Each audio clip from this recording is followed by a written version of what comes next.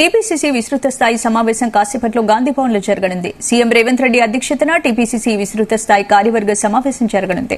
ఈ సమావేశంలో తెలంగాణ కాంగ్రెస్ వ్యవహారాల ఇన్ఛార్జ్ దీపాదాస్ మున్షితో పాటు ఏఐసీసీ ఇన్ఛార్జ్ కార్యదర్శులు, డిప్యూటీ సీఎం బట్టి విక్రమార్క, పలువురు మంత్రులు, పీఏసీ, పీఈసీ సభ్యులు, టీపీసీసీ సీనియర్ ఉపాధ్యక్షులు, ప్రధాన కార్యదర్శులు, డీసీసీ అధ్యక్షులు, అన్ని అనుబంధ సంఘాల చైర్మన్స్, అధికార ప్రతినిధులు పాల్గొననున్నారు.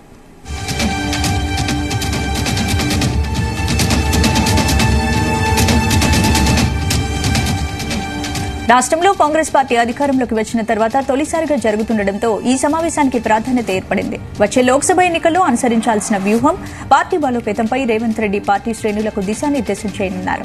నామినేటెడ్ పోస్టుల భర్తీపై ఆయన స్పష్టత ఇచ్చే అవకాశం ఉంది.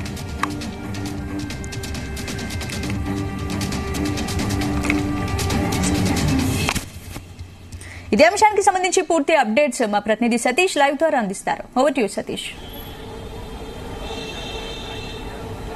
స్పందన మరి కాసేపట్లోనే టీపీసీసీ రాష్ట్ర విస్తృత కార్యవర్గ సమావేశం జరగనుంది. ఈ సమావేశానికి సీఎం రేవంత్ రెడ్డి కూడా అధ్యక్ష వహిస్తున్నారు. అయితే మరి కాసేపట్లోనే ఇక్కడికి సీఎం రేవంత్ రెడ్డి కూడా చేరుకున్నారు. ఇప్పటికే మంత్రులతో పాటు ఎమ్మెల్యేలు, ఇటు టీపీసీ సంబంధించి ఉపాధ్యక్షులు, అలాగే ప్రెసిడెంట్లు, కార్యదర్శులు, అలాగే ఏఐసీసీ రాష్ట్ర వ్యవహారాల ఇన్ఛార్జ్ దీపదాస్ మున్సి కూడా ఇక్కడ చేరుకున్నారు. అలాగే మిగతా సంబంధించి కార్యవర్గ సంబంధించి సభ్యులందరూ కూడా ఒక్కొక్కరుగా చేరుకుంటున్నారు. మరి కాసేపట్లోనే సీఎం రేవంత్ రెడ్డి అధ్యక్షతన కూడా టీపీసీసీ విస్తృత స్థాయి కార్యవర్గ సమావేశం కూడా జరగనుంది. ఈ సమావేశంలో చాలా కీలక విషయాలు కూడా చర్చించే అవకాశం ఉంది. ఎందుకంటే తెలంగాణలో కాంగ్రెస్ గవర్నమెంట్ ఏర్పడిన తర్వాత మొట్టమొదటిసారి కూడా టీపీసీసీ విస్తృత స్థాయి సమావేశం కూడా జరుగుతుంది. కాబట్టి ఈ నేపథ్యంలో రాబోయే పార్లమెంట్ ఎలక్షన్లో ఏ రకంగా వ్యవహరించాలి, ఏ రకంగా ఆ క్యాడర్ని బలోపేతం చేయాలి, అలాగే అత్యధిక స్థానాలు గెలిపే లక్ష్యంగా కూడా ఈ యొక్క సమావేశాన్ని కూడా చాలా కీలక నిర్ణయం కూడా తీసుకునే అవకాశం కనిపిస్తుంది.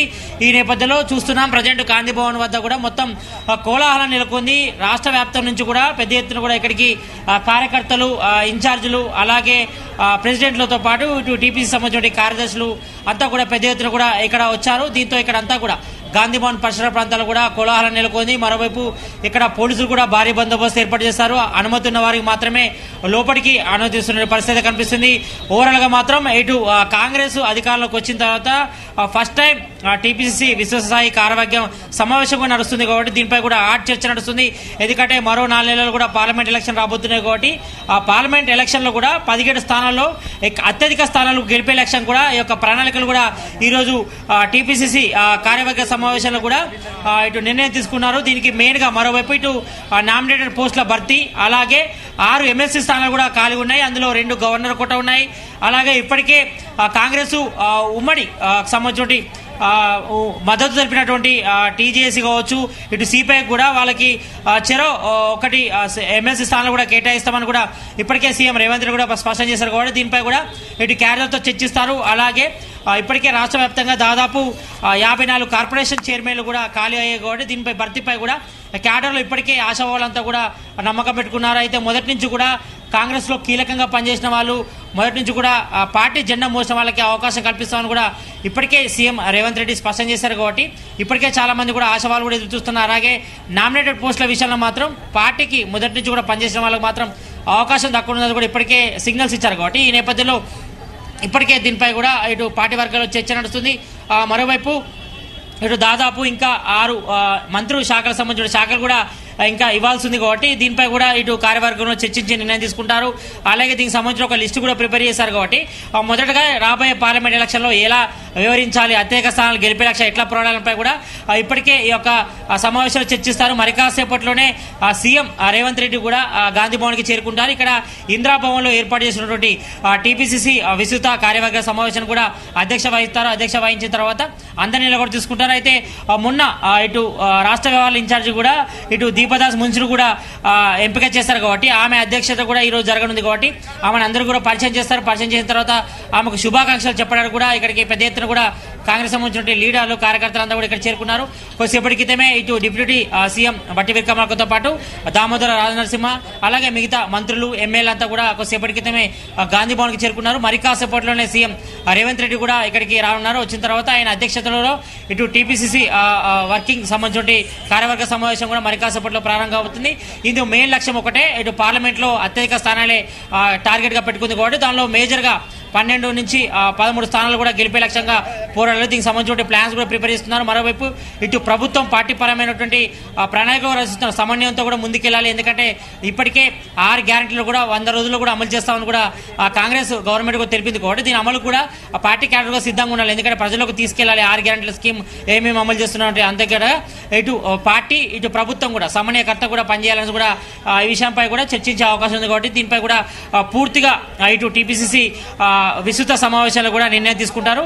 అలాగే ఇటు నామినేటెడ్ పోస్టులు, ఇటు ఎమ్మెల్సీ స్థానాలు, అలాగే కార్పొరేషన్ చైర్మన్లపై కూడా ఈ యొక్క టీపీసీసీ విస్తృత స్థాయి కార్యవర్గ సమావేశాలు కూడా నిర్ణయం తీసుకునే అవసరం కనిపిస్తుంది. అయితే మేజర్గా ఇప్పటికే అసెంబ్లీ ఎలక్షన్లో కూడా చాలా మంది కూడా టికెట్లు ఆశించి భంగపడ్డ ఉన్నారు.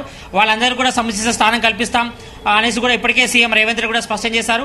మొదటి నుంచి కూడా కాంగ్రెస్ పార్టీ కోసం కష్టపడి పనిచేసిన వారికి మాత్రం సముచిత స్థానం ఇస్తామని కూడా చెప్పడం జరిగింది. కాబట్టి దీనిపై కూడా ఇటు చాలా వరకు కాంగ్రెస్ నేతలు కూడా ఉత్సాహవంతులు కానీ ఆశాభావాలు కానీ అందరూ ఎదురు చూస్తున్నారు. కాబట్టి ఇటు నామినేటెడ్ పోస్టుల విషయం కానీ, ఎమ్మెల్సీ స్థానాల విషయాలు కానీ, మరోవైపు కార్పొరేషన్ చైర్మన్ విషయాల్లో కానీ చాలా వరకు కూడా ఇటు జోరుగా ఇటు టీపీసీసీలో మాత్రం చర్చ జరుగుతుంది. మరి దీనిపై చాలా మంది కూడా ఆశలు పెట్టుకుంటారు. ఎందుకంటే మొదటి నుంచి కూడా కాంగ్రెస్ కోసం కష్టపడే ఉంటారు. కాబట్టి గత 10 ఏళ్ళలో కూడా బీఆర్ఎస్ గవర్నమెంట్ ఉంది, ఇప్పుడు తెలంగాణ గవర్నమెంట్ ఏర్పడడంపై కూడా కాంగ్రెస్ గవర్నమెంట్ ఏర్పడింది. కాబట్టి దీనిపై ఆశావాళ్ళు పెద్ద ఎత్తున లిస్టు కూడా ప్రిపేర్ అయింది. కాబట్టి నామినేటెడ్ పోస్టులు, అలాగే ఎమ్మెల్సీ స్థానాలు, మరోవైపు ఇటు కార్పొరేషన్ 54 చైర్మన్లకు సంబంధించి కూడా ఈ యొక్క టీపీసీసీ విస్తృత స్థాయి కార్యవర్గ సమావేశంలో కూడా చర్చించే అవకాశం ఉంది. దీనిపై కూడా ఫైనలైజ్ చేస్తారు. ఇప్పటివరకు అయితే అన్ని కార్యదర్శులు, ఏఐసీసీ మెంబర్స్, అలాగే రాష్ట్ర డీసీసీ చైర్మన్లు, ఇటు కార్యవర్గానికి సంబంధించిన నేతలంతా కూడా ఇప్పుడే చేరుకున్నారు. మరి కాసేపట్లోనే గాంధీ భవన్ లోని ఇందిరా భవన్లో కూడా